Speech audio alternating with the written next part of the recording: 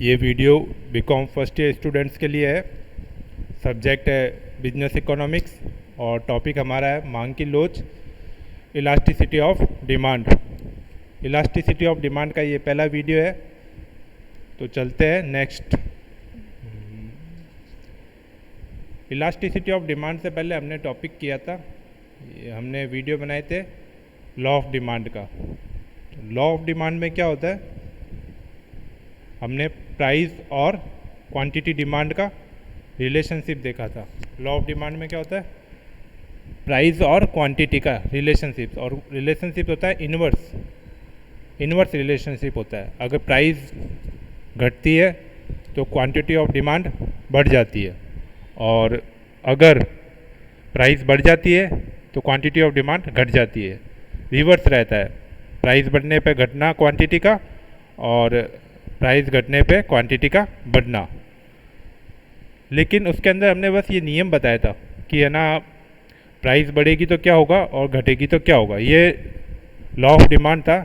लेकिन जो कमी या वृद्धि होती है, इंक्रीज और डिक्रीज होता है क्वांटिटी डिमांड में या प्राइस में, ये बताया था कि उसका रिस्पांस क्या होता है। प्राइस में कमी या ज़्यादा होने पे उसका रिस्पांस ये होता है कि क्वांटिटी की डिमांड या तो बढ़ जाती है या घट जाती है, और रिलेशनशिप इन्वर्स होता है। लेकिन कितना घटेगा, कितना बढ़ेगा, कितना रिस्पांस करेगा प्राइस से क्वांटिटी, कितना रिस्पांस करेगा, उसकी जो कैलकुलेशन है या उसका अपन मेज़र करने के लिए क्या करते हैं, इलास्टिसिटी ऑफ डिमांड। देखो, इलास्टिसिटी का मतलब होता है फ्लेक्सिबिलिटी।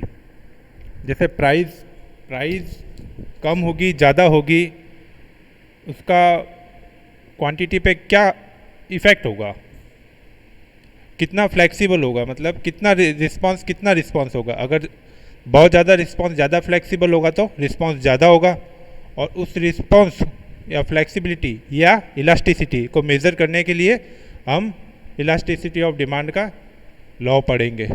तो डेफिनेशन रीड करते हैं, ए change in the price of a commodity affects it's demand. ये हमने पढ़ा ही था कि प्राइस में चेंज होगा तो डिमांड इफेक्ट होगी।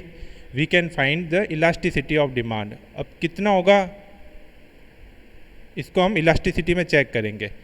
लॉ ऑफ डिमांड तो सिर्फ बताता था कि होगा, और अब इसको मेज़र करने के लिए इलास्टिसिटी ऑफ डिमांड। तो ये law of elasticity of demand उसको मेजर करने के लिए, और the degree of responsiveness of demand by comparing the percentage price change with the quantity demanded। जो प्राइस में परसेंटेज चेंज होगा उससे क्वांटिटी में क्या चेंज आएगा, उसका जो रिस्पांस होगा उसको हम मेज़र करेंगे इलास्टिसिटी ऑफ डिमांड में। जो लॉ ऑफ डिमांड था उसको मेज़र करने के लिए इलास्टिसिटी ऑफ डिमांड का लॉ है। इसकी और डेफिनेशन दे रखी है प्रोफेसर बोल्डिंग तथा श्रीमती जॉन रॉबिन्सन के। अब इनके अनुसार किसी वस्तु की कीमत में 1% परिवर्तन के फलस्वरूप उस वस्तु की मांग में जो प्रतिशत परिवर्तन होगा उसे मांग की लोच कहते हैं।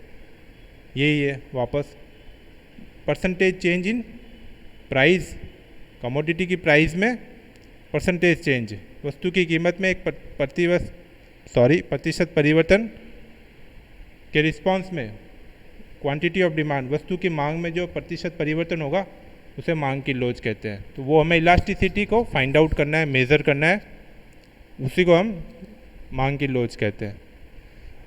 एक और डेफिनेशन ले लो, वस्तु की कीमत में बढ़त या बढ़त घटत होने से मांग में जो बढ़ने घटने की प्रवृत्ति पाई जाती है उसे मांग की लोच कहते हैं। जो प्राइस में जो बढ़त या इंक्रीज डिक्रीज होगा उससे मांग में कितना इंक्रीज और डिक्रीज होगा, उसकी जो ट्रेंड है, प्रवृत्ति, ट्रेंड या रिस्पॉन्सिवनेस को हम मेज़र करना ही इलास्टिसिटी ऑफ डिमांड है। अब ये तो हमने कहा इलास्टिसिटी ऑफ डिमांड हो गया, उसको मेज़र करना हो गया। लेकिन मेज़र करने के लिए फार्मूला है। पहला फार्मूला है इलास्टिसिटी ऑफ डिमांड। तो इसका इसको देखो ईपी से डिनोट करते हैं इलास्टिसिटी ऑफ डिमांड को, और इसका फार्मूला है परसेंटेज चेंज इन डिमांड और divided by percentage change in price. अब हम एक एग्जांपल ले लेते हैं। पहले प्राइस कितनी थी, 5 रुपीज़ P1। स्टार्टिंग में प्राइस स्टार्टिंग में प्राइस थी 5 रुपीज़ P1। अब क्वांटिटी डिमांड कितनी थी P1 पे, जब 5 रुपये प्राइस थी तो क्वांटिटी डिमांड थी 400, ठीक है ना, 400 थी, 5 रुपीज़ जब प्राइस थी तो 400 क्वांटिटी डिमांड थी। अब प्राइस क्या हुई, घट गई, 4.75 हो गई, 25 पैसे से प्राइस घट गई। तो उसके रिस्पॉन्स में क्या हुआ, क्वांटिटी डिमांड बढ़ गई, 50 यूनिट से क्या हुआ, क्वांटिटी डिमांड बढ़ गई। Q2 नया आ गया है, तो Q2 में डिमांड कितनी हो गई, 450। ये क्या हुआ, अब लॉ ऑफ डिमांड तो हो गया, प्राइस घटी तो क्वांटिटी इन डिमांड बढ़ गई, ठीक है। अब अपन को क्या निकालना है, परसेंटेज चेंज इन डिमांड। तो परसेंटेज चेंज इन डिमांड कितना बढ़ा, 450 माइनस 400, 50 आ गया। अब 50 इंटू 100 परसेंटेज निकाल देंगे, किस पे, बेस पे, बेस पे परसेंटेज निकाला तो 12.5%। और अब हम निकालेंगे percentage change in price. Percentage change in price में कितना चेंज हुआ, 5 से 4.75 हो गया, तो 25 पैसे से क्या हुआ, प्राइस में कमी हो गई। अब इसका भी परसेंटेज निकाल देते हैं, 100 से मल्टीप्लाई किया और बेस से डिवाइड किया तो क्या हुआ, 5% आ गया। अब 12.5 डिवाइडेड बाई 5, तो इलास्टिसिटी ऑफ डिमांड क्या आ गई, 2.5। तो रिस्पांस कैसा रहा, अब इसका ये रिस्पांस का मतलब इलास्टिसिटी, अब इसका क्या मतलब हुआ, इलास्टिसिटी, प्राइस इलास्टिसिटी का मतलब हुआ है कि अगर 1 रुपये अगर प्राइस में चेंज करेंगे ना तो उसका 2.5 गुना, उसका 2.5 गुना डिमांड में चेंज होगा। तो ये क्या हुआ, इलास्टिक हो गया। देखो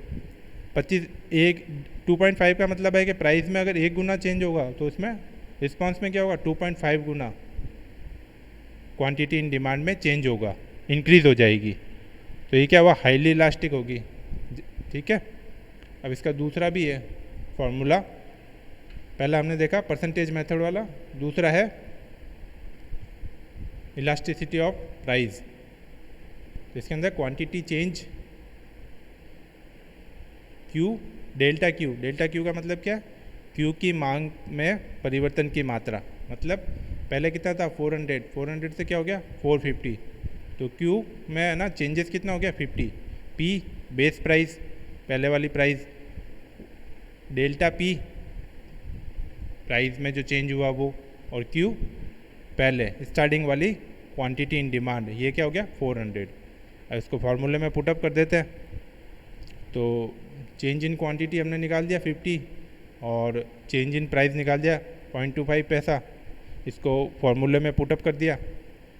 चेंज क्या है 50, क्वांटिटी में 50 पुटअप कर दिया और इधर 0.25 आया, तो इसको 25 कर दिया ना, तो इसको 100 से मल्टीप्लाई कर दिया, तो इधर 5 को, पहले की प्राइस को भी 100 से मल्टीप्लाई कर दिया, और 400 जो अपने क्या है ये सबने इजी करने के लिए 100 से मल्टीप्लाई कर दिया इन दोनों को, तो ये क्या हुआ, इजी हो जाएगा, पॉइंट्स में नहीं रहेगा। और ये 400 पहले क्वांटिटी इन डिमांड थी स्टार्टिंग में, अब इसको सॉल्व करेंगे तो क्या आएगा 2.5। तो ये जो सेकंड है, सेकंड अल्टरनेटिव है इलास्टिसिटी ऑफ डिमांड को फाइंड आउट करने के लिए। अब आप लोगों ने देखा ना, पहले 400 थी और बाद में 450 थी, अगर हम इसको डाटा को इधर लेंगे तो ये माइनस में आएगा, लेकिन इलास्टिसिटी ऑफ डिमांड का लॉ ऑफ डिमांड में क्या इन्वर्स रिलेशनशिप रहता है, और इलास्टिसिटी भी फिर इन्वर्स नेगेटिव ही आती है, ऋणात्मक ही रहती है हमेशा, तो ये माइनस का चिन्ह लगाने की जरूरत नहीं है।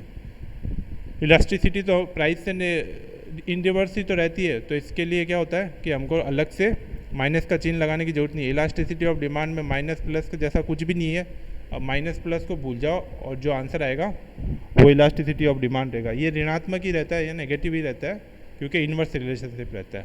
Okay, thank you.